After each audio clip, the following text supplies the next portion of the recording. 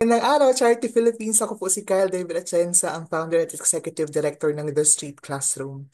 Mula sa aming puso, taus-puso po ang aming pagpapasalamat sa inyong napakagandang suporta sa pamamagitan ng inyong donasyon na nagkakahalaga ng 10,000 pesos para sa Angat Basa Center sa ilalim ng Bukas Puso Project. Simula pa noong 2023, naging katuwang na po namin kayo para sa advokasiyang ito. At dahil sa inyong patuloy na pagtitiwala, mas marami pa tayong batang Marindukanyong matutulungan upang maging mahusay na mambabasa.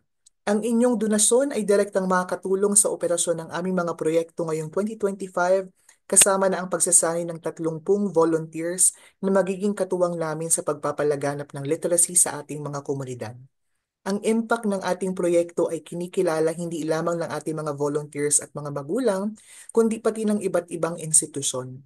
Nitong nakaraang taon, ako po sa pamamagitan ng The Street Classroom ay ginawaran ng CSE Pag-asa Award ng Civil Service Commission na ibinigay mismo ni Pangulong Bongbong Marcos sa Malacanang Palace.